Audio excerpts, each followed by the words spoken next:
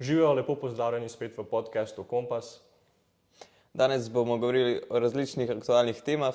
Govora bo o iskanju smisla, o romantičnih zvezah, o osebni rasti in pa tudi duhovnosti. Danes je z nami velika strokovnjakinja na področju psihologije, prevajalka, pesnica, avtorica številnih knjig. V zadnjem času se intenzivno ukvarja tudi pri tečajih osebnostne rasti po metodi Vera Vase. Je tudi gostja številnih radijskih oddaj.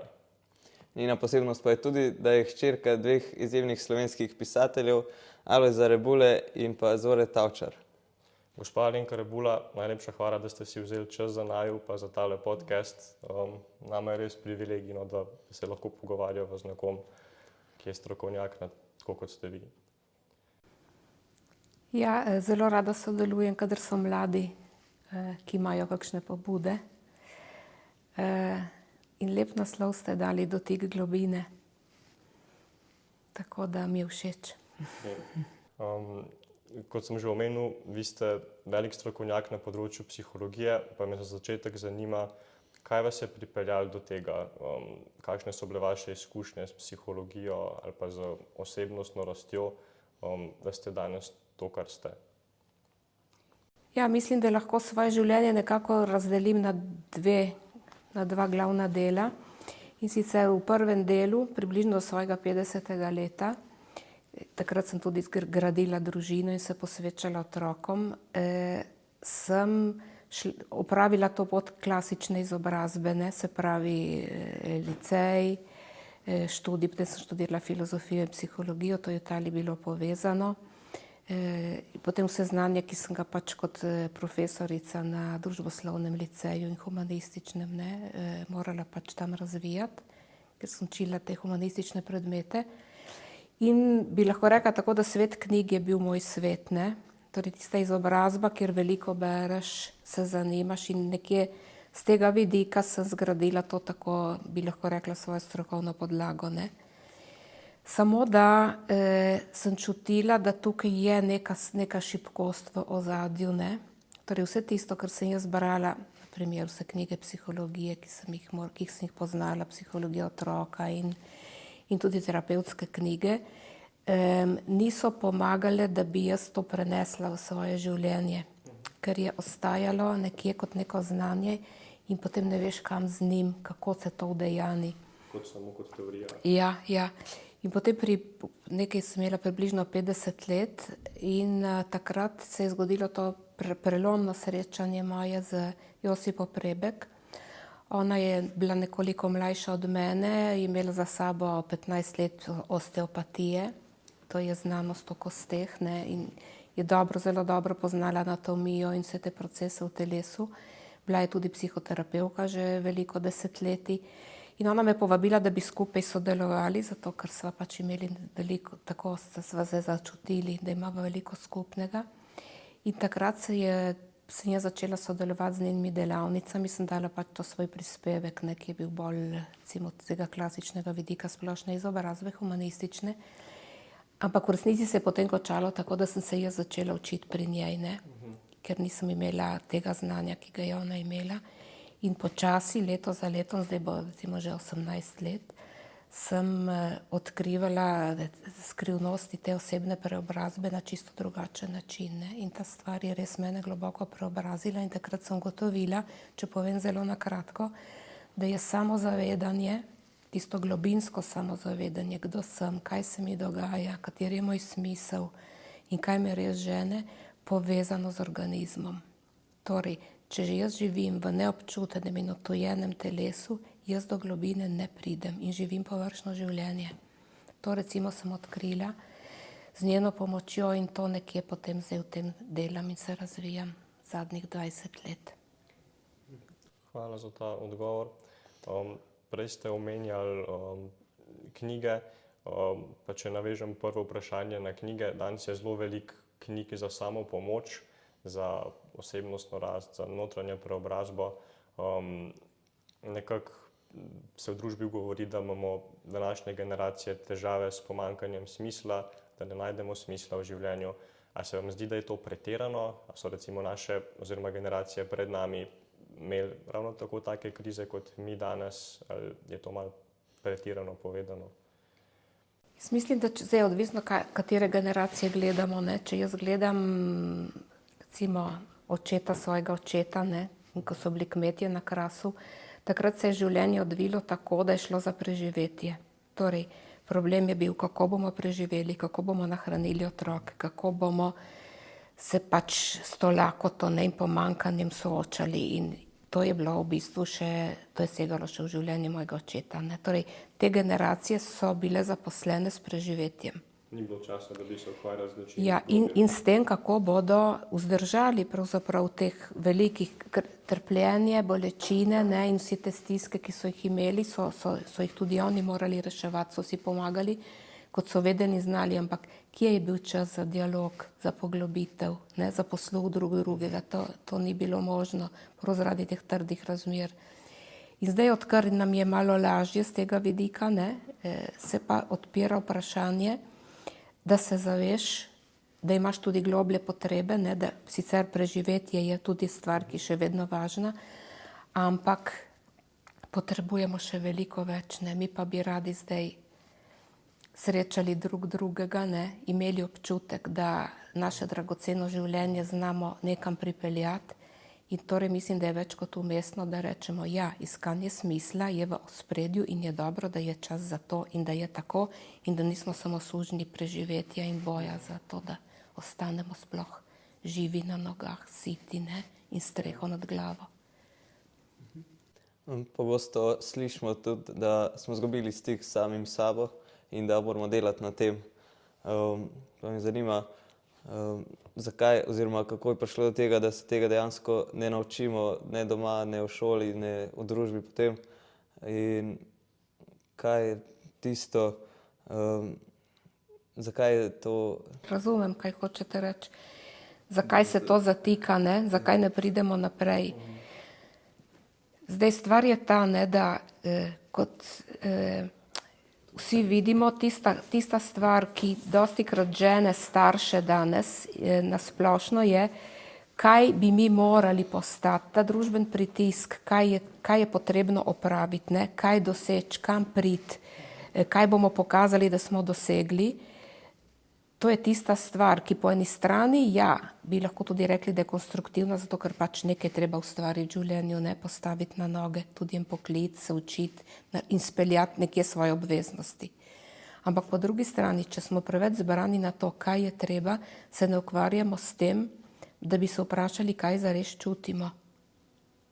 In tukaj je to veliko vprašanje, ne, da v vzgoji zelo manjka to, da bi znali prisluhniti, ker takrat, mislim, otroku, ker ko mi rasemo ali prinesemo naprej v mladost in potem v čas odločanja svojo pristno naravo, to, kar smo mi zares in se na podlagi tega potem odločamo, ali smo prišli do tega praga odločanja močno pod pritiskom pričakovanj, zahtev in vsega tega, kar pa ti zamegli pogled, ne, ker ne poslušaš več sebe, ampak ti govorijo, to je prav, to je dobro, to je koristno, to ni zate in malo izgubiš, ne, ta občutek, da obstaja v tebi neka notranja resnica, ki je ne poslušaš, čeprav nekje tli, ne. Zakaj pa pride do tega, da nas to dejstvo, da bi mogli bolj poslušati samega sebe, da nas to bolj zmede, kot pa usmeri? Ko nam nekdo reče, ne, poslušaj samega sebe, ne, ali pa svoj notranji glas. Zato, ker poslušanje samega sebe je malo tako, kot te rečeš nekomu igraj na violino, ki je ni nikoli videl in igral, ne.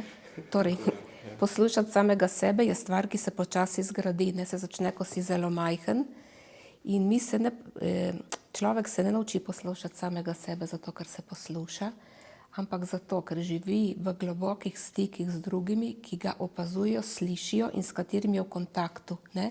In v odmevu tega, ker on dela in kar mu drugi vračajo, ko ga doživljajo, on razume, kdo je.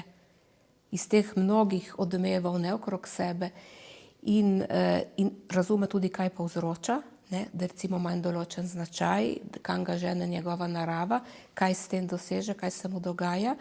In potem nekako se odloča, oziroma Mi iščemo ravnovesje, kako ostati sebi zvesti in kako ostati povezani z drugim, ker obe potrebi sta zelo močni.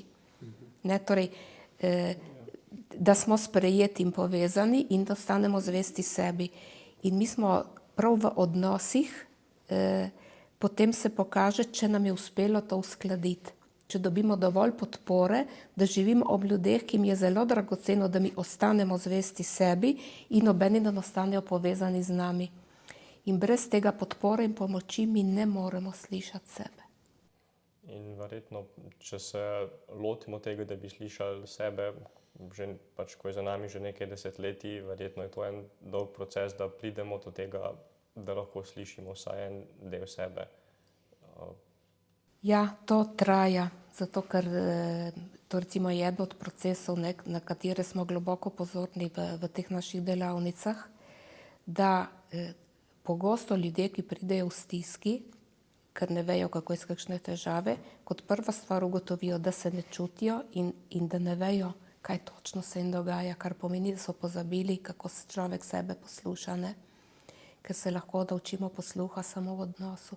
Torej, preprosto povedano, skoraj vsi mi naj bi se naučili posluha sebe in drugih. Tega navadno ne znamo. Mi nismo kultura, ki uči poslušanje. Smo bolj kultura, ki navaja, kakšen moraš biti. Tudi vcepljanje vrednot, ne, samo na sebi ni napačno. Bodimo dobri, bodimo ljubeči in tako naprej.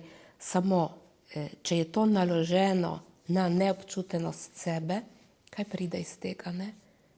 Človeku, recimo, ki je poln enih zatrte zamer in sovražnosti, ki si jih ne prizna, da ti mu rečeš, bodi dober. Dobimo ven hinavca, ki se ne zaveda, da je tak. To so lahko velike težave, ne? Z vestjo. Poslušati sebe zares. Kako pa bi po domače razložili to, kdaj je človek zvest samemu sebi, tako zares? In a je to stanje možno doseči sam, se pravi vsak sam zase, ali je pri tem potrebna pomoč drugega? Ja, mislim, da ni ali gre za proces. Torej, zvestoba sebi je najprej povezana s tem, koliko je meni moja lastna narava jasna in blizu. Torej, kaj jaz po naravi, če sem svoboden, če sem suveren in če se ne bojim, kaj jaz čutim, kako doživljam in kaj potrebujem. To je tisto, ki bi pomenilo, ne, da je meni moja narava jasna, da vem, k čemu sem nagnjen. In potem, kako tega ne izdati, kaj pomeni po eni strani, jaz ne morem živeti, kot da sem sam na svetu. Ne, recimo, jaz potrebujem tišino in drugi imajo, moja družina ima rada hrup in veselje in ljudi po hiši, ne. Evo, tukaj gre za to. Jaz ostanem zvesta svoji naravi, če moji domači vedo, da jaz rabim svojo tišino in če se zmenimo, kdaj jo dobim in kdaj pa jaz naredim prostor njim. Torej, meni mora biti jasno in to, in obenem moram jaz povedati drugim, da to potrebujem, da mi pomagajo uskladiti mojo željo, da sem povezana z njimi in da spoštujem njihovo naravo. In torej, to je en proces v bistvu dialoga in skupinskega, ne, reševanja tega. Jaz ne moram biti zvesta sebi, če drugi ob meni ne naredi nič za to, da bi bil zvest sebi in se z mano ne poveže. Nismo sami na svetu s to svojo zvestobo sebi, ker potem tudi, če sem jaz zvesta sebi, kaj bom s tem, če nimam nikogar, s katerim to delim. Moja vrednost, ne moje življenje se razvija, zato ker ga jaz delim z drugimi.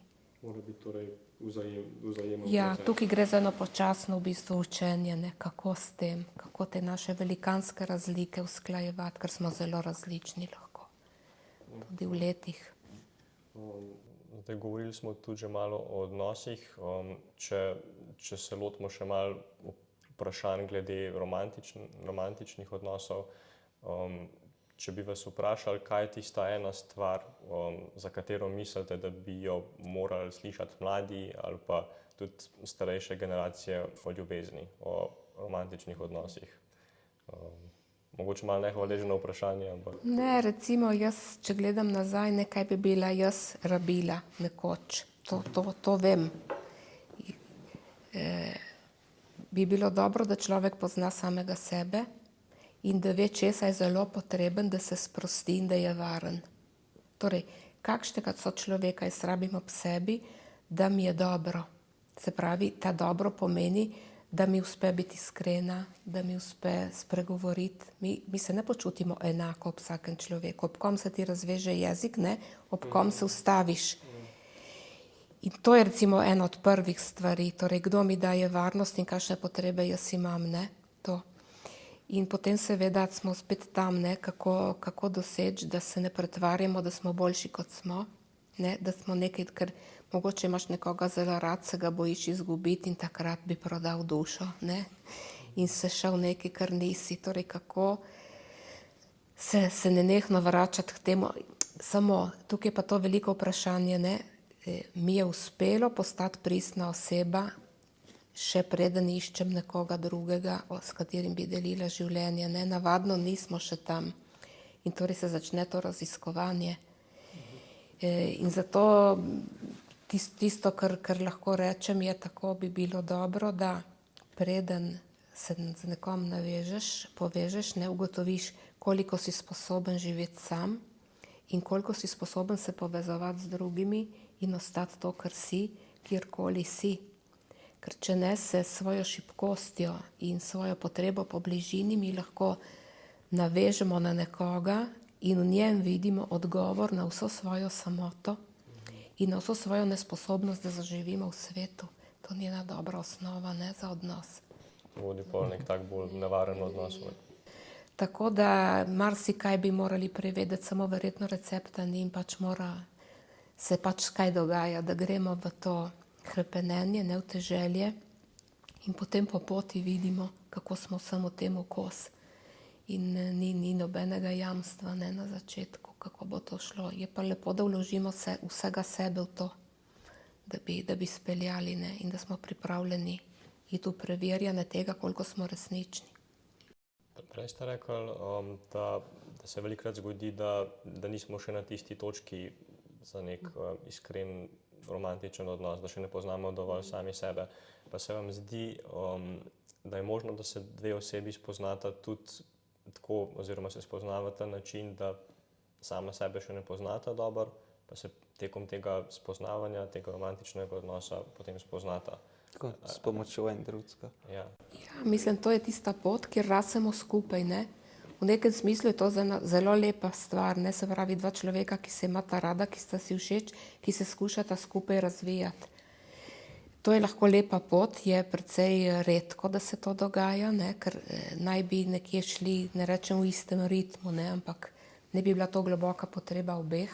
Dostikrat se dogaja, da eden si tega želi, drugi se tega boji, ne, ali pa da nimate istega ritma, ne, v teh korakih. Je pa gotovo zelo, zelo lepa vizija, ne, takega razvoja. Je pa treba tukaj nujno po moje povedati nekaj, da osebni razvoj mora, mislim, je res razvoj, kadar je prostovoljno. Torej, kadar sva skupaj in ti se moraš razvijati z mano, ne, in moraš narediti in moraš biti nekje sodelovati pri vsem, kar jaz delam, zato ker drugače ne morava biti skupaj, tukaj se lahko pojavi ta težava, ne, da jaz potem zaradi drugega delam določene stvari. Tukaj je potrebna velika občutljivost, se pravi, kako jaz spoštujem drugega, ker osebni razvoj je sveta stvar. Hočem reči, je stvar nekoga, njegove vesti, njegovega notranjega življenja in nihče ne bi smel v imenu ničesar posegati v to, ne. Torej ti, ker imaš rad, naj bi naredil to, ne, ali pa. To je po moje zelo tako nespoštljivo in nevarno. Kje bi lahko rekel, da je meja med tem, da z nekom sorazmerno rastemo oziroma ga iz ljubezni spodbujamo, da se krepi in raste, pa med tem, da ga spreminjamo oziroma ga poskušamo lahko tudi nezavedno spremeniti glede naših potreb. Ja, meja je lahko zelo zabrisana, če nimaš jasnih pojmov o nekaterih ključnih stvareh. Recimo, pri Viri vase mi zelo veliko delamo na prepričanjih in na zahtevah. Recimo, zahteva je eno temeljnih pojmov, ne, ki jih je oblikovala Josipa Prebek. To pomeni, zahteva je, jaz pričakujem da ti določene stvari narediš v odnosu. In ta zahteva deluje tako, da jaz, kadar tega ne naredim, te razočaram. Ne? In ti pričakuješ, da jaz iz ljubezni do tebe določene stvari naredim. Recimo, kratek primer, da ti rešiš odnos s svojo mamo, da ti si drugačen s svojim očetom, da si bolj samozavesten, da si bolj pogumen, da greš v terapijo. Evo, to so zahteve, ne? In pričakujem, da boš ti zaradi mene to naredil, ker drugače me nimaš rad, ne? To je ena od stvari, ki se lahko dogajajo, ne? Tako kot lahko včasih starši zahtevajo od otroka, da dela določene stvari. To ni stvar, v kateri bi mi rasli. Ne? Če mi zahtevamo od človeka, da naj se razvije v tisto smer, za katero mi mislimo, da je dobra zanj, mi posegamo v nekaj, kar je skrivnost. Ker kaj se v človeku dogaja, zato da on lahko zori, da lahko naredi določene korake, to je zelo, zelo občutljiva stvar, ker mi lahko sprožimo v drugem neke procese, ki so zanj rušilni, zaradi katerih se ne bo razvijal v svojo smer in bo potem ne bo mogel biti več zavest sebi, svojemu ritmu, svojemu času in temu, kar on je. Tako da je potrebno veliko spoštovanje v tem. Si ne smemo vzeti pravice, da bi nekoga spreminjala po naših potrebah. Ne, zdaj seveda to tudi ne pomeni, da smo mi prisiljeni živeti ob nekom, ki je odkril, da se ne želi razvijati, ali vsaj ne v tem življenjskem trenutku in da želi ostati tam in da je prestrašen in da se ne bo premaknil. Ne? Jaz pa tam sem svobodna, da odkrijem in pri sebi, da zame pa bi bilo pomembno, da bi se to dogajalo in da ne morem biti z njim. In v tistem primeru se umaknem, zato ker ne zahtevam, da drugi naredi, kar jaz želim. Kako bi rekla, ne izsiljujem, da odnos živi po mojih pogojih. Je to bolj korektno. Ja. Pa da se vrnemo na začetek odnosov, zakaj sploh pride do tega, da se v nekoga zaljubimo? Ja, veliko vprašanje, jaz mu ne bom kos. Tako se mi zdi, da bi lahko rekla, da se lahko zaljubimo iz zdravih in iz nezdravih odnosov. Zdravi odnosi so ta želja, ne, deliti svojo globino s kom, graditi življenje skupaj in tako preiti v eno bogatejšo obliko življenja. Nezdravi, ki so dostikrat zelo na primes, ne, težko je, da jih ni, pa so se obesiti na nekoga, ne, ga nekje vzeti za tistega, ki bo reševal moje stvari, da mi jih ne bo treba, ali pa ob katerem lahko si domišljam, da potem ni treba več nič rešiti v zvezi z mojo preteklostjo, družino in tako naprej, ker brišem vse, ne, nimam več svoje družine, nič, zdaj samo se zatečem nekaj popolnoma novega, ne, kar svet še ni videl, to so take velike iluzije. Torej, je vedno ena od stvari, na katerih mi tudi delamo in ki je zelo pomembna, je, da je hvaležen in ljubeč odnos do prejšnje družine, ne, in vez, ozdravljena vez s tem, od koder prihajamo, podlaga za to, da lahko nova družina živi. Torej, da ne gradimo na porušenih odnosih, ampak na zaceljenih odnosih. To ne pomeni, da moramo biti taki, kot so starši želeli, da moramo iti po njihovi poti in tako naprej, ne, ampak da to sekanje vezi, ne, nič nočem imeti z vami, mi smo nekaj drugega in tako naprej in popolno zanikanje vsega tega ne pelje v to, da bi mi lahko gradili. Ker graditi življenje je en tak globok pojem, ki celo življenje zaobjema, ne. Torej, vse moje življenje naj bi bilo usmerjeno v to, da gradim in da ne rušim nikogar. Ko je govora še o romantičnih odnosih, zdaj en znan nemški psihoanalitik Erich Fromm je rekel, če probam tako približno citirati, da naj bi šele tisti, ki so sposobni biti zares sami, bili tudi pripravljeni na to, da lahko nekoga ljubijo. Bi rekel, da to drži, oziroma je to neko osnova? Ja, to je lepa teorija, ne. Zato, ker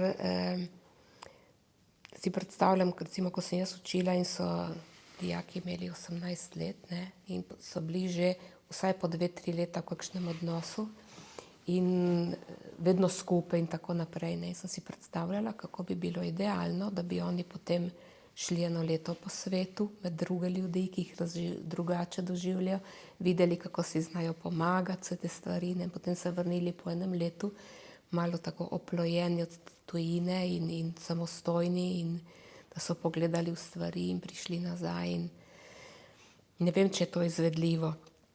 V teoriji ja, naj bi mi že znali najprej živeti sami, zato da se s kom povežemo. Samo dejstvo je, da nihče ne more živeti sam. Kako sam? Sam na stanovanju, dobro, ampak in potem zunaj, da obstaja samota. Mi se tako ali drugače vedno povezujemo, ne? In torej ta ideja nekoga, ki živi popolnoma sam, ne vem, niti biološko, ne, je ni mogoče zagovarjati na noben način. Zato, ker mi smo bitja odnosov in človek, ki ga osamiš, dobesedno ugasne in umre od tega, ne. Torej ne more biti to naš cilj.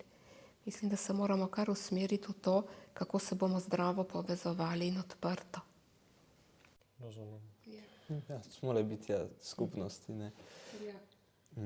Pa je v romantični zvezi oziroma v ljubezenskem odnosu nujno, da se te dve osebi sprejemata drug drugega brezpogojno, takšni kot sta, ali so kakšni kompromisi oziroma... Mislim, da brezpogojno mi ne moremo nikogar sprejeti. Enostavno zato, ker mi nekatere potrebe imamo, ne. Dam primer, če sem jaz bitje, ki rabi globok stik in nežnost, ne morem se lahko silim, da živim s kom, ki mi tega ne more dati. Lahko se silim, ampak ostanem brez tega. In torej brezpogojno je mogoče malo nerodna beseda, ne? Mogoče bi lahko rekli tako, da ostajamo odprti za tisto, kar drugi lahko da in ne more dati, in ob tem presojamo, če tisto, kar nam da, je dovolj za to, da se čutimo, da nas oplaja ta vez, ne? In da nam je v njem življenje dobro, ali če je preveč primanjkljaja, ne?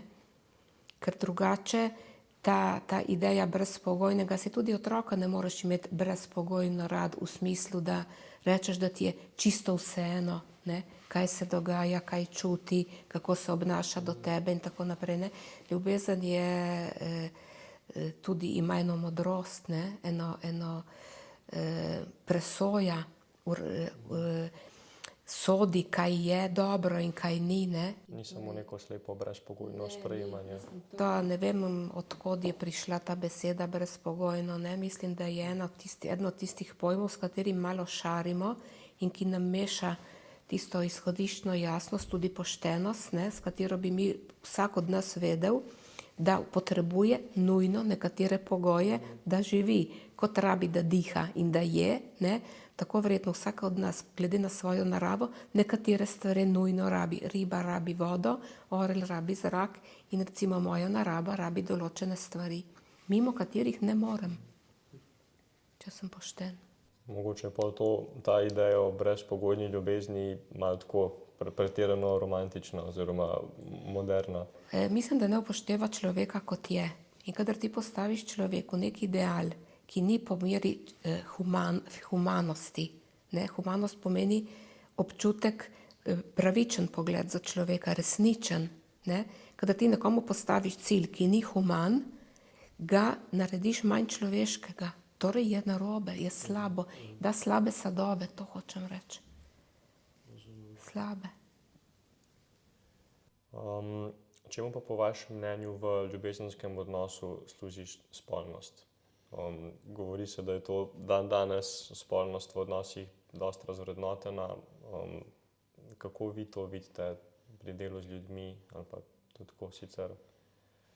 Jaz ne vem, tukaj bi lahko dali več odgovorov, ne. Mislim, da prva stvar je, smisel spolnosti je komunikacija. To pomeni stik. Jaz ti nekaj povem o sebi, nekaj slišim in nekaj čutim. Torej, odpremo eno komunikacijo, tudi brez besed, ki pa je zelo globoka. Ampak to ne gre, če ni enega čustvenega ozadja, enega zaupanja. In torej mi nujno potrebujemo varnost. In varnost je ena stvar, ki jo potegneš iz žepa in nekaj, kar ti zgradiš v skupnem življenju, da si varen ob nekom. In poleg tega je to prostor, kjer telo doživlja obilje, obilje vsega tega, česar v dnevu ni, kjer smo predani obveznostim, delu, zahtevam, vsemu temu, kar moraš nekaj dostikrat tudi se odpovedovati. In to ne bi bil res tisti prostor, kjer zaživimo tako eno blaženost, en mir, eno veselje. Prav, mislim, da to ideja obilja je še najbolj tako mi zveni, da bi lahko povedala tisto, kar hočem povedati. Se vam ne zdi, da bi se dal ta fizičen del ločiti od čustvenega dela? To gre vedno z roko v roki. Odvisno, kaj hočemo doživljati, Če mi želimo doživljati življenjsko polnost in res vez z drugim, potem tega ne moreš ločiti. Zdaj, to pač ljudje počnejo kot toliko stvari, ki se jih lahko loči eno do druge. Zdaj, jaz se ne bi spuščala v te sodbe, Če gledamo na tisto, kar... Tukaj mogoče bi dodala samo še eno stvar, na katero mi dostikrat opozorimo na naših seminarjih, Zdaj smo omenili spolnost, ampak recimo ljudje zelo potrebujemo še nekaj drugega in to je recimo čuteč dotik. Prav fizični stik, kot ga potrebuje otrok. Otrok rabi, da ga objemaš, da je s tabo in to vsi vemo, da nujno potrebuje. In v določenem trenutku otrok neha biti v naročju, ker je zrasel, ker gre. Ampak to mu ostane in prostor za ta dotik, se pravi za objem očeta in matere, za to, da si skupaj, da doživljaš toplino telesa svojega sočloveka, za to ni več nikjer prostora. Za en tak dotik, v katerem recimo tudi ni nobenega spolnega namena, ampak samo tako medčloveška ljubezen. In to ljudem zelo manjka. Mi smo to opazili na seminarjih, da ta dotik zelo manjka, ki potolaži, ki da varnost. Tisti dotik, recimo, ko si v bolnici, ko čakaš na operacijo, pride zdravnik, ti da roko na ramo, nekdo in začutiš telo sočloveka, ki je živo, ki je toplo, ki te sprejema, ki te čuti, če ne drugega, ali ka samo sede ob tebe in čutiš ramo ob rami. To je vse tisto, kar je tudi potrebno za to, da sploh obstaja potem ena spolnost, ki ni samo ena krčevita stvar, kot ti vse drugo manjka. Mi bi rabili oboje. Hvala. Ja, pa če nas nekaj na nekomu močno moti, kaj to pol pove o nas samih? A vidimo od drugih nekaj, kar nas tudi na nas samih moti, pa pol vidimo od drugih te stvari? Ali kako to? Ja, navadno je tako, kadar jaz z neko stvarjo znam ravnati, ponavadi me ne moti. Jaz tistim znam, Tudi če mi ni všeč, znam tako narediti, da jaz tisto stvarjo lahko sobivam. Kadar me nekaj zelo moti na drugem, pomeni, da ali si tistega ne privoščim in zaradi tega zavidam, ali me jezi, ali me boli. Skratka, mi je moteče in torej se tistega branim. In torej, kadar jaz v drugih napadam neko stvar, bi bilo dobro ugotoviti, kaj jaz tam vidim in doživljam in čutim zares. Torej, to, da mi gre na živce, ne pove še nič. Je samo izrazi, da je med mano in tistim dogajanjem konflikt. Ne morem gledati tega, ne morem s tem biti v miru. In to je potem eno dobro vprašanje, ki ga obrnem nase. Kaj se mi zares dogaja, da ne morem tega gledati? To je pomembno vprašanje, zato ker če smo pravični, ugotovimo recimo, da nam grejo določeni ljudje zelo na živce ali pa, da nam nekatere poteze pri nekaterih ljudem gredo na živce in pri nekaterih drugih ne gredo. To je res, ja. In torej zakaj? Zakaj se to lahko dogaja in zakaj v določenem trenutku me ena stvar spravi s tira, ki me še včeraj ni? Torej tukaj je vedno tisto, kadar se ti zdi, da ti drugi nekaj dela, poglej vase, ker se to dejansko v tebi zdaj nekaj odvija. In veliko prej rešiš, če pogledaš vase, kot če skušaš drugega spremeniti in rečeš, nehaj to delati, mi gre na živce in tako naprej. Prej opraviš, če gledaš vase. Se pravi, tako neka samorefleksija, ki jo verjetno manjka, ne? Premalo to počnemo. Ja. Da bi se vprašali, ne? To vprašanje, kaj jaz zdaj zares čutim. Neko notranje razčiščevanje. Jaz recimo lahko dam en tak banalen primer, ki se ga zelo dobro spominjam. Jaz se spominjam, kako mi je nek dijak v šoli šel grozno na živce in nisem dolgo razumela, zakaj. Bil je tak zelo razvajen in vse so mu dali in tako naprej, ne. In jaz bi mu zavila vrat. Ne? In potem sem ugotovila, da mene ni motilo to, da on ne piše nalog, zato ker je bil ob njem je sedel nekdo, ki je delal isto. In me sploh ni motilo. Ne, kaj je mene motilo pri njem, da ni imel nikoli slabe vesti. On je suvereno, radoživo in veselo se požvižgal na vsako dolžnost. Ne? Jaz pa sem imela prav v tistem času in dolgo v življenju ta občutek, da sem imela preveč občutka, kaj moram narediti, ne? In slabo vest. Ne? In torej mi je šel na živce ta človek, ki ni imel slabe vesti. Recimo, to je banalen primer, ne? Kako mi včasih v drugem preganjamo nekaj, kar je naša lastna bolečina. Ne? In ta človek ni bil bolj, ta revež ni imel prav nič z mojimi zadevami, ne? Ni mogel nič. Kako bi lahko recimo v tem konkretnem primeru, kaj bi lahko naredili, da nas ne bi motili, recimo v vašem primeru? Ja, prva stvar je, da se zavemo. Ne, torej sem se zavedla, da se to dogaja in da se mi ne dogaja z drugimi. In sem se vprašala, kaj se mi dogaja. In torej, v trenutku, ko sem razumela, seveda takrat se moraš vprašati, kaj se ti dogaja in videti občutke, ko sem razumela, kaj točno najbolj me moti na njem, sem gotovila, da meni upade to, da mi gre na živce, v trenutku, ko jaz sebi dovolim kakšno olajšanje, delam manj, se obsojam manj, se krivim manj in ko mi je uspelo to počasi doseči, me ta človek ni več vznemirjal, ne. Prek drugih spoznamo dejansko tudi samega sebe. Ja, to je, mislim, zanimivo. Vsak od nas verjetno potrebuje, da sreča zelo različne ljudi, ker vsak človek mu nekaj drugega prebudi, ne? In ti vidiš vseh tvojih 100 obrazov in včasih najdeš kaj zelo lepega, včasih kaj dosti manj lepega, ampak se spoznaš, ne? Če si pa zmeraj samo z istimi ljudmi, ki te vidijo na isti način in ti obračajo isto, ne? In zato se mi zdi tako zanimivo, da so ljudje v skupini različni, ne? Recimo, mi na skupini, mislim, da tisto, kar je lepo, je, da imamo skupine, kjer so ljudje zelo različni. Recimo, mladi, starejši in stari. Premožni, manj premožni in zelo malo denarja. Zelo zdravi, zelo krepki, zelo atletski in tisti, ki komaj lazijo. Daš se to skupaj, ne? In vidiš, kako se ti soočaš, ne? In lahko povežeš v bistvu z zelo različnimi ljudmi, ker to je realno življenje. Ko ti greš ven, vidiš to. To je naše. Ne? Mi se ne premikamo v življenju s somišljeniki. Tisto je iluzija. Dobro, jaz se lahko dobim enkrat na teden in se dobimo ljudje, ki čutimo in mislimo podobno, ne? Samo jaz se moram povezovati. Ko grem na avtobus, ko grem v trgovino, ko grem na banko, ko grem v službo, to so vse ljudje, to so moji soljudje. Kako bom jaz z njimi, ne?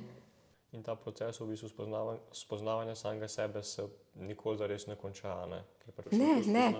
Ne, zato ker se tudi ti spreminjaš, ne? Recimo, jaz, ko sem se spoznavala nekaj časa, zdaj imam čez 70 let in odkrivam, kakšen je svet, ko postaneš starejši, kako ljudje delajo s tabo, ko nimaš 20 ali 30 ali 50 let, ampak več, ne?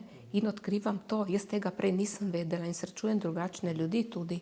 In torej se ne moreš nehati razvijati, ker ko se razviješ za 50, si zrel za 50. Kot za otroke, ne? Ko si dober oče 3-letnemu, nisi še dober oče 14-letnemu, moraš še postati. In to so procesi, ki trajajo celo življenje. In če se ne razvijaš, zastaneš nekje, ne? In potem delaš kot tista gospa, ki je rekla svojemu otroku sinko, ki je imel 70 let, ne? Dobro, v redu, ne? Če je to samo nežnost, samo ni bilo samo to, ne? Prej ste že govorili o tem, kako biti zvest samemu sebi. Mogoče je še celo večji izziv biti zvest samemu sebi.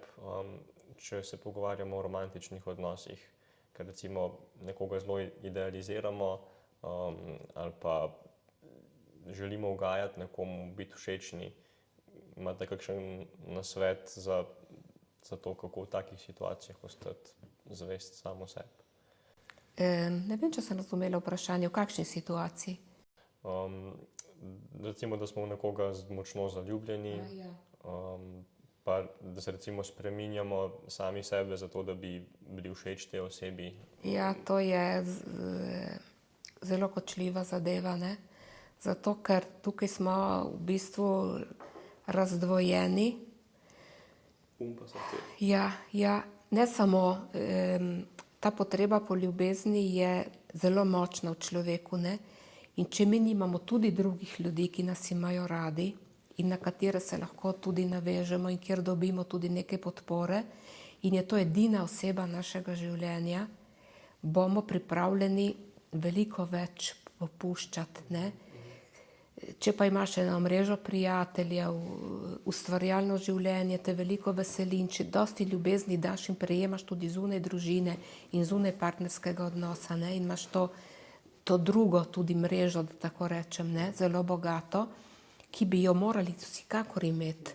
Zdaj, to bi lahko rekla, da je to pomembno, ne samo zato, ker je to varovanje pred takim ekskluzivnostjo in odvisnostjo, ne? Ampak mislim, da mi nikoli ne vemo, kdaj lahko drugi izgine, umre, se odloči drugače, ne zboli, karkoli. Ni nobenega pravega jamstva v partnerstvu. In torej, jaz lahko verjamem v to zavezo, samo obenem sem jaz oseba, ki rabi neko varnost v življenju in ne smem jaz samo na tej osebi viseti. In torej mi nujno potrebujemo eno življenje zunaj, ne, ki se ne omeji na družinsko življenje. Tako se mi zdi, da je važno to povedati, ne, da ljudje ne doživljajo samo družine kot eno tako zaklonišče in zunaj padajo bombe. Ne, ker kaj naredim, če se tukaj kaj poruši in tako naprej. In je važno tudi, ampak ne samo zato, da ne ostanem sam, zato ker ljudje kot skupnost je dobro, da gradimo svet, ki je prijazen za vse, ne, ki je odprt, ki je naklonjen. Torej, ne samo zaradi mene, da druge najdem, ampak zato, da tudi drugi ob meni, ko grem jaz v svet, dobijo pri meni neko zavetje, nek stik, torej, da si delimo en svet, ki je naseljen na en human način, ne da vsak čepi v svoji družini, skuša graditi svojo idealno družino in zunaj me ne zanima, kaj je. Ja. Prej ste že dobro začeli to, da ne vemo, kaj se nam bo zgodilo naslednji trenutek, da ni nič garantirano. In kako sprejeti to dejstvo, da dejansko nimamo garancije za nič, kar se nam lahko zgodi, da dejansko ne vemo, kaj nas čaka in kako se sooča tudi s tem strahom pred prihodnostjo oziroma dogodki, ki nas še čakajo oziroma. Ja, tukaj bi jaz recimo citirala en stavek, ki ga je enkrat rekla Josipa, in sicer je bil: strah ti pove, da nisi opremljen. Torej, strah je dragocena informacija, da slutimo, da nekaterim stvarem niso kos. Recimo, če me strah bolečine, pomeni, da jaz ne vem, se nisem nikoli naučila s tem soočati. Ne vem, kako se naredi. Če me je strah ostati sam isto, če me je strah tega, da bi popenil od jeze, da bi zbesnel, da bi naredil karkoli, za vsak strah, ne, je pot, da se naučimo biti tudi nasilju, se lahko naučimo biti kos. Ampak to je postopek, kjer se jaz naučim ravnati s svojimi občutki, torej prepoznati strah, vedeti, kdaj je utemeljen in kdaj ni utemeljen, katere korake v sebi je pomembno narediti, zato da se z njim lahko počasi, da ga udomačiš, da veš, ne. In ko enkrat prehodim to pot, na koncu rečem, dobro, karkoli se bo zgodilo v življenju, jaz temu mislim, da bom kos.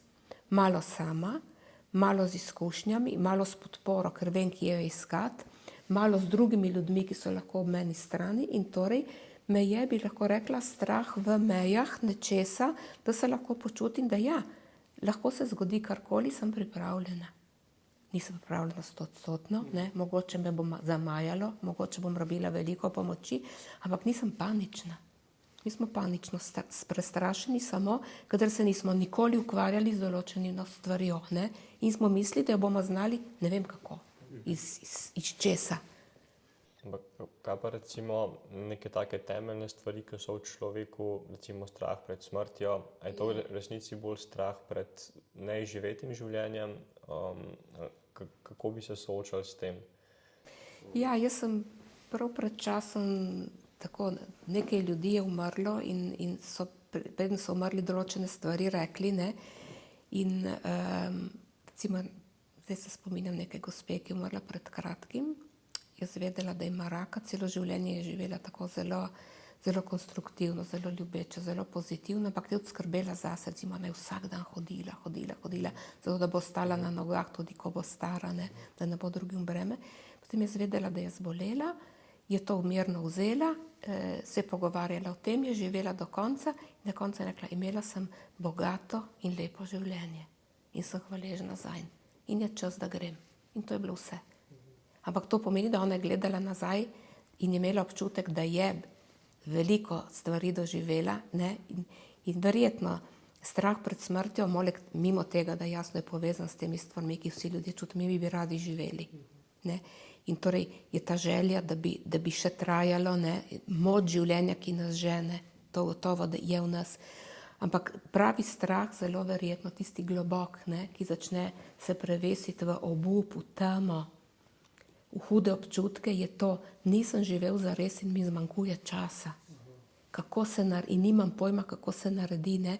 Ali pa glavnih stvari, ki sem jih želel, se niso uresničile in zdaj ni več časa. To so mogoče tiste stvari, ki nas najbolj zamajajo. Ampak to je vse v nekem smislu pozitivna novica, ker na to dejansko imamo vpliv, kako živeti, ker nas nad smrtjo ne ravno.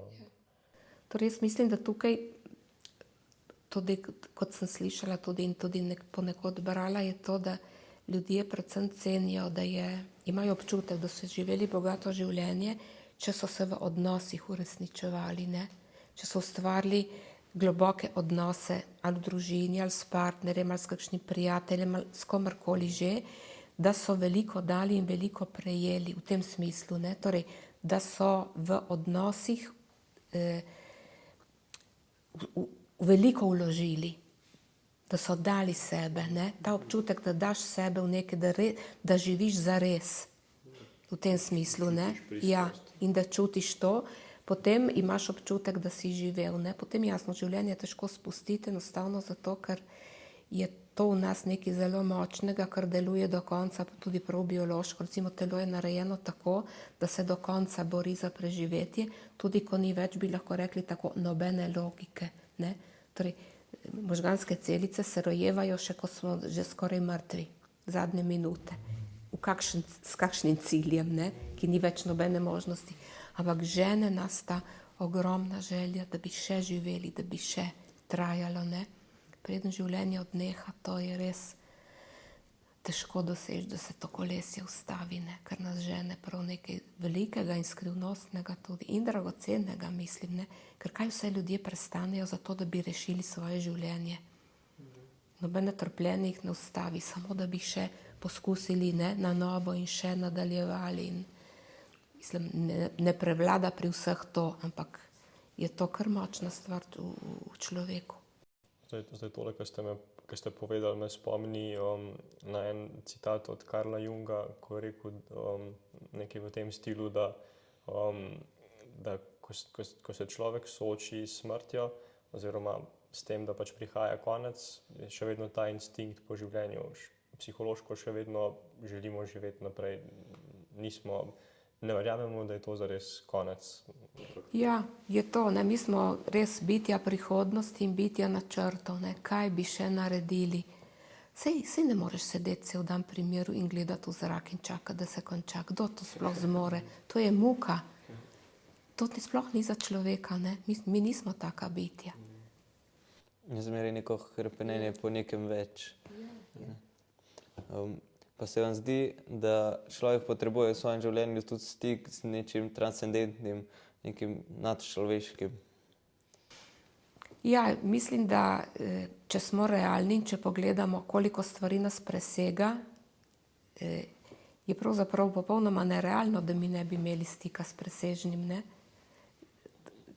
Vse, kar nas obdaja, ne, od vesolja do teh dimenzij neskončnosti, do možganov, ki jih sploh pravzaprav ne uspemo razumeti, do vseh skrivnosti, ki so v človeku, ki jih nismo sploh še odkrili, ne. Torej, vse nas presega. In torej, to, da si jaz domišljam, da se vse začne in konča z mano, z mojo malo zavestjo in s tem, kar je kot najmanj nerealno, ne. Torej, čut za presežno je enostavno priznanje neke realnosti, ki nas in jaz uvida v našo realnost, v to, kar smo, ne. Torej, ko vidiš sebe kot človeka, kje si, kaj zmoreš, kaj znaš, kaj vse je okrog tebe, ne moreš narediti druge, kot da ugotoviš, da si majhen, ne, in omejen in da čeprav pač ima človek neko veličino v sebi, ki jo lahko razvija. Zdaj, kaj ta duhovni svet, ki nas presega, je, to potem vsak išče svojo pot, ne. Ampak se mi zdi, da se ta človek, ko bi rekla, že ko ljudje gredo v naravo, ne, vsi ljubitelji narave navadno imajo to sposobnost čudenja, ne. Mislim, da enostavno, ko smo pristni in blizu že samo naravi, se ta stvar v človeku spontano odpira. Ta globina ali ta višina, kot ji hočemo reči. Odkje pa pride ta iskrica oziroma nek instinkt po tem, da si želimo razumeti vse stvari, da hočemo raziskovati oziroma Da hrepenimo po nečem globjem. ja, oziroma da iščemo bistvo v prav vsaki stvari, da si ne pustimo tudi stvarim, da jih ne razumemo, ampak da res čutimo to potrebo, da bi razumeli vse. Ja, verjetno tukaj je več elementov. Mislim, da eden ni zelo zdrav in to je ta objest uma, ne, ki hoče imeti nadzor. Ja, intelekt, zato ker si domišlja, da lahko razume in ker ima ogromne potenciale. Zdaj pogledamo samo, kaj dela Musk, ne. Dejansko en sijajen dela čuda. In torej si lahko res domišljaš, da če toliko znaš, lahko znaš tudi vse nekoč. In to je ta hipertrofija uma, ki je zelo nezdrava in nečloveška. Zakaj? Zato, ampak po drugi strani imamo to željo, človek tudi bitje raziskovanja, ne. Torej, majhen otrok sprašuje, gleda in hoče razstaviti stvar, da bi videl, kako deluje. To pa je zdravo. To pa pomeni, da smo bitja, ki iščejo odgovore, da bi razumeli, ne. To pa je želja prodreti v tiste stvari, ki niso jasne, in obenem je tukaj še drugi element, ki je ustvarjanje. Torej, jaz želim kot oseba narediti nekaj svojega in drugačnega in prav po moji naravi, ne. In torej iščem in raziskujem poti, kako najti odgovore za ta svoja meni lastna vprašanja, ker se ne sprašujemo vsi istih stvari, ne. Koga zanima ena, koga druge. In torej je to iskanje, nekje tudi odkrivanje svoje narave. Torej, katera stvar, ki jo jaz odkrijem in raziskujem, me razveseli, me razživi, prižge ta notranji ogenj, ne. Recimo, nekateri jaz se spomnim nekega dijaka, ki je bil nor na ptice, ne. Samo tisto je bilo važno. In tisto je bil njegov ogenj in še danes živi za to. In to je njegova pot. In je neskončno, ker nikoli ne bo vsega odkril. In tam nekdo drugi je jezikoslovec, tretji je zgodovinar, vsak dela svoje, ne. Kakšen raziskuje, ne vem, življenje čebel, nekdo se zaljubi v rože ali pa v kuhanje, karkoli, tudi tam smo lahko veliki, ne. In torej nas žene zelo veliko notranjih, zelo velikih in lepih impulzov, ne, ki so v bistvu ustvarili našo civilizacijo. Kaj nas je gnalo? Zakaj je treba, da imamo toliko slikarjev in toliko tehnik in toliko glasbil in toliko vrst glasbe? Kaj nas žene? To, da bi ustvarjali, ne, da bi vedno nekaj novega nastalo in da bi razumeli vse, kar je skrivnost. In to se mi zdi lepo. To je zdaj, zakaj mi to imamo? To pa nimam odgovora, zakaj je to v nas. Jaz samo vidim, da to je. Skrivnost. Ja, in da vidim tudi, da če ljudje tega ne negujejo, da usihajo, ne. Tudi star človek mora ohranjati vse to, oziroma mora, če to dela, ga vidimo, da ostaja živ in prisoten, ne? In lahko tudi drugim še veliko da in tudi sebi daje nek občutek smisla. Če ljudem to vzamemo in hočemo, da ne delajo nič in da počivajo, ne? Potem jih v bistvu notranje gasimo in dušimo. Ker zmanjkuje neke energije. Jaz imam še eno vprašanje v zvezi s tem, ko se pogovarjamo o nečem višjem in transcendentnem. Kaj je za vas predstavlja beseda Bog, ali pa kako se je vaš odnos do tega, kar imenujete Bog, tekom življenja spreminjal, če se je spreminjal, pa kaj so vaša zadnja spoznanja glede tega, če ni preveč intimno vprašanje? Ne, jaz mislim, da na začetku je bila moja vera precej tako tradicionalna, ne, pač obredi, to narediš in se ti zdi, da si v pravi smeri in tako naprej. In zadnje čase se je ta občutek svetega preselil v to, da se mi zdi sveto veliko več stvari, ne. Vsak človek, iskanje vsega tega, v tem, kar delam, ne v tem, kar napišem, v teh srečanjih, ki so, en otrok, ki se rodi, ena roža, ki zrase. In se mi zdi, da mi začenja to prevevati, ne, in da težko sploh ločim, da bi rekla, to je, ne vem, spada v duhovnost, to spada v moje fizično življenje in tako naprej. Se mi zdi, da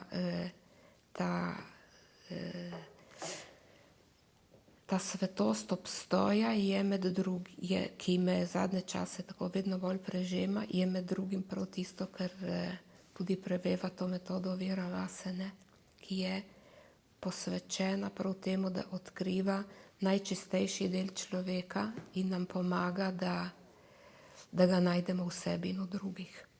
Ne, kar ne pomeni, da smo popolni, torej mi ne odkrivamo svojo popolnost, ampak kateri je nas najboljši del, kaj rabi za to, da zaživi, ne, in kako lahko to naredim.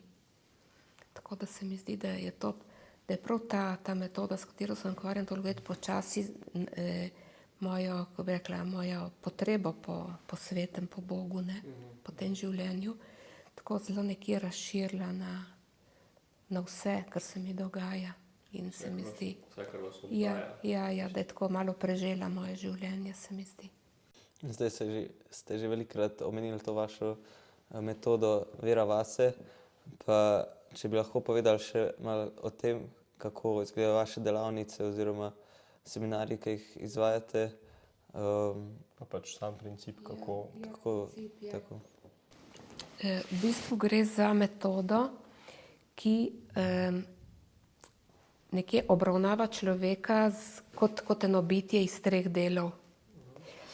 Ja, se pravi, zdaj govorim, gre zaprav za ta vpliv, to povezanost z organizmom, ne. Torej, mi imamo v bistvu, naša osebnost je sestavljena iz 3 vrst, 3 delov živčnega sistema, 3 možganov, ne. Eni so tisti prav primitivni, plazilski, kjer mi rešujemo preživetje in uravnavajo presnovo, recimo, in vse te temeljne procese. Drugi so ti sesalski, ki recimo s katerimi potem tudi, recimo vidiš, tudi imajo sesalci že to, se pravi, in uravnavajo srce, krvni obtok in ves ta srednji del, in potem je neokorteks, ki ga poznamo vsi zelo dobro, ne. In zdaj princip metode je v tem, da če hočemo, da se človek razvija res skladno, je pomembno, da gre v odnose cel in pristan. In to pomeni, da ne gre v stik samo z glavo, kaj on reče, misli in tako naprej, ampak da globoko čuti in da se v njem utelesi vse tisto, kar želi in misli. In da preveri, če to res je ali če to res ni. Recimo, nekateri na delavnici začutijo, ker se naučimo počasi, ne po korakih, ki so terapevtski, nobenem je stvar giba, ne, in tudi besed, ampak tudi giba in tudi čutenja, začutijo, da je v njih manj ljubezni, kot so si predstavljali. Ne, recimo, da so veliko govorili o tem, da imajo recimo radi druge in potem nenadoma začutijo, da manjka pravi občutek, torej da ni doživeto. Je samo racionalno. Ja, da je racionalno, da ni šlo v globino. In zdaj tukaj govorimo o globini. Torej, in globina je tista, ki je resnična. Recimo, en otrok, ki ga vzamemo v naročje in globoko čutimo to vez z njim in celo naše telo je prisotno in ga sprejema, otrok v celoti to začuti in cel njegov organizem, to se da prav izmeriti, doživi bližino. Ne? In se to vidi na tem, da se recimo metabolizem prebudi, da kri drugače kaže in da njegovi možgani, mislim, neokorteks drugače dela. Mislim, to je eno dejstvo, biološko dejstvo in to je znanost. In to pomeni, da ko ti hočeš iti mimo tega, ne delaš v resnici s človekom, ampak je z enim delčkom njega in rezultata ne more biti. Ne? Recimo, ti se lahko vse naučiš o tem, kaj je mir in kaj je dialog. Ampak ti lahko v odnosu recimo s svojim partnerjem v določenem trenutku te zagrabi neka emocija, ki pride od nekod, ki ne veš odkot, ne? In ki te zajame in ti dobiš rdeča lica, se ti nekaj kadi, ne? Da tako rečem, se sploh ne obvladaš, kaj govoriš, ali pa začutiš recimo nenadoma obupeno, napadalnost, karkoli že, odkot to prihaja in kako to obvladati. Ker v takih trenutkih res potem ljudje naredijo stvari, ki drugega rušijo, rečejo, kar ne bi radi, ne? Ali celo storijo nekaj, kar ne bi radi. In kdo bo imel torej opravka s tem? To ni stvar, ki jo mi lahko z voljo obvladamo in ukažemo nekomu, naj se pomiri. Mi vemo, da to ne gre tako, ne? So potrebni drugačni pristopi. In torej gre za to, kako človeku pomagati, ne?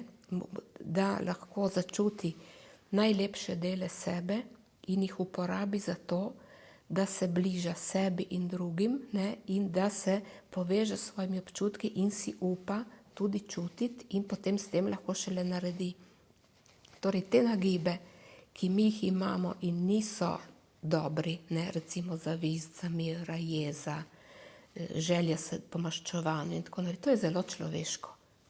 Ne?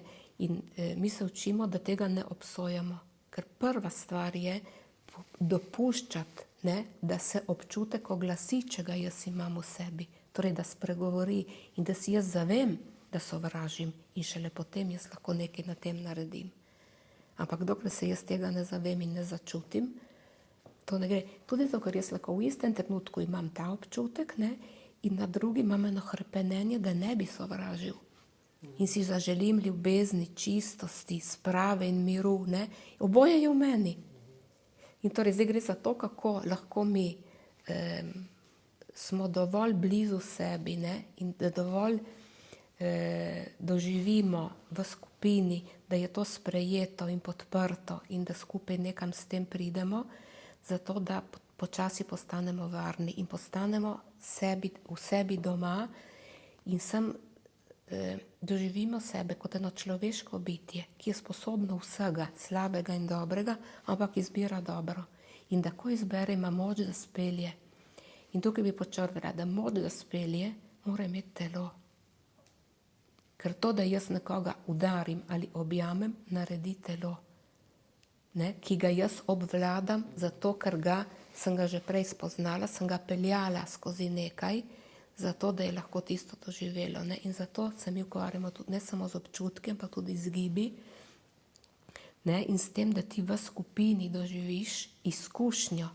Brez izkušnje se mi ne razvijamo. Mi se ne razvijamo, če se pogovarjamo.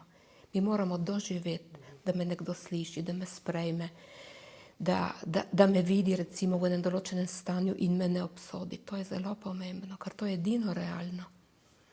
Ne, da si mi izmenjamo izkušnje in da v izkušnji jaz potem res lahko doživim, da nekaj je res. Kako jaz vem, da nekaj je res? Zato, ker doživim, ni treba, da me prepričajo. Ne? Kadar jaz res doživim, recimo, da sem bila v bolnišnici in nekdo je bil z mano sočuten in ta človek je živ in pred mano in čutim zares, da me je podprl njegov odnos, meni ni treba, da rečejo, zdaj te prepričamo, da sočutje med ljudmi obstaja. Jaz imam izkušnjo. Do tega skušamo priti. Pa te delavnice oziroma osebnostna rast po tej metodi, to je namenjeno širši javnosti, vsem, ki bi radi želeli nekaj narediti? Ja, vsi, ki prostovoljno začutijo, da bi se radi povezali in počasi naredili, ker mi delamo zelo počasi, zelo varnimi koraki in vse je prostovoljno. Torej ti narediš, kar čutiš, da narediš, si povabljen, da narediš, si podprt, da spelješ in če ne se umakneš, počakaš, ne greš, prekineš, kakorkoli že, ne. ni nobenega siljenja v nič, ker brez občutka svobode in varnosti se noben človek ne razvije. Hvala za vse te besede, vse, kar je bilo povedano. Mogoče, če imate še kakšno misel za na konec, ko bi jo radi želeli deliti z gledalci, karkoli, če vam kaj pade na misel. Ja, mogoče bi samo rekla še to, da bi me veselilo, da bi to knjigo Obljubljena dežela, ki sva jo napisali z Josipom, bralo čim več Slovencev, ker sva jo napisali iz ljubezni do Slovencev in do tega, kar bi radi, da bi ponesli v našo prihodnost. To samo tako mimogrede. Nasplošno pa se mi zdi, tisto, kar bi rada povedala, je, da imamo ljudje v sebi ogromno lepega.